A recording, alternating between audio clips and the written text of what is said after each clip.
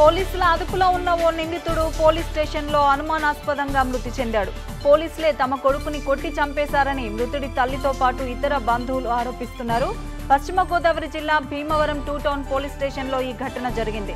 పలు దొంగతనాల కేసుల్లో నక్కా దుర్గారావు నిందితుడు. అతడు 2 టౌన్ పరిధిలో అనుమానాస్పదంగా తిరుగుతుండగా పోలీసులు అదుపులోకి తీసుకున్నారు. అయితే బాత్రూంకి వెళ్ళొస్తానని చెప్పి వెళ్లి బాత్రూంలో ఉరి వేసుకుని చనిపోయాడని పోలీసులు చెప్తున్నారు. కాదు, పోలీసులే లాకప్ డెత్ చేశారని దుర్గారావు కుటుంబీకులు మండిపడుతున్నారు.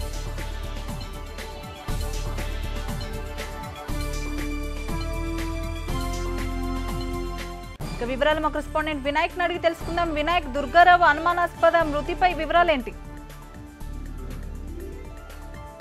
పోలీసులు మెడకు చుట్టుకోబోతుంది. ఎందుకంటే నిన్న రాత్రి నక్కా దుర్గారావు అధికంగా మద్యం సేవించి భీమవరం రోడ్ల మీద తిరుగుతున్న సమయంలో అంబేద్కర్ సెంటర్ లోనే అతను అదుపులోకి తీసుకుని అతన్ని విచారించగా అతను పలు దొంగతనాల కేసుల్లో కూడా నిందితులను తేలిందని చెప్పి పోలీసులు చెప్తున్నారు.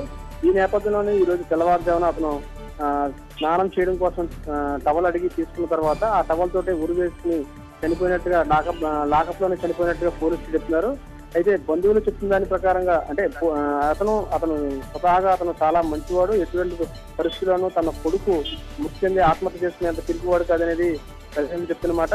మొత్తంగా చూసుకున్నట్టు కనుక ఈ వ్యవహారం పోలీసులు మెడకు చుట్టుకోబోతుంది. ఎందుకంటే అధికంగా మద్యం సేవించిన సమయంలో ఆ వ్యక్తి ఏ విధంగా అతను చనిపోతాడు, ఆత్మహత్య చేసుకోవడానికి ప్రయత్నం చేస్తాడనేది కొంత పోలీసులు చెప్తున్న వెర్షన్ నమ్మశక్యంగా లేదు. ఎందుకంటే నిన్న అర్ధరాత్రి సమయంలో అధికంగా మద్యం సేవించిన సమయంలో అతను అదుపులోకి తీసుకున్నామని చెప్తున్నారు. అతను మత్తులో ఉన్న సమయంలో ఏ విధంగా అతను ఉరి వేసుకున్నాడు అనేది ఒక అనుమానాస్పదంగా ఉంది.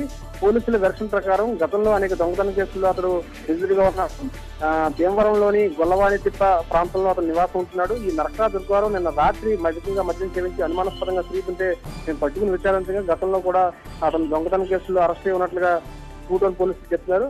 కానీ తల్లిదండ్రులు చెప్తున్న దాని ప్రకారంగా పోలీసులు అదుపులోకి తీసుకుని అధికంగా కొట్టడం వల్లే, తీవ్ర స్థాయిలో కొట్టడం వల్లే అతను మృతి చెందాడని చెప్పి ఇక్కడ తల్లి కానీ అదేవిధంగా బంధువులు కానీ చెప్తారు. ఈ వ్యవహారంలో పోలీసుల శైలి కొంత అనుమానాస్పదంగా ఉంది.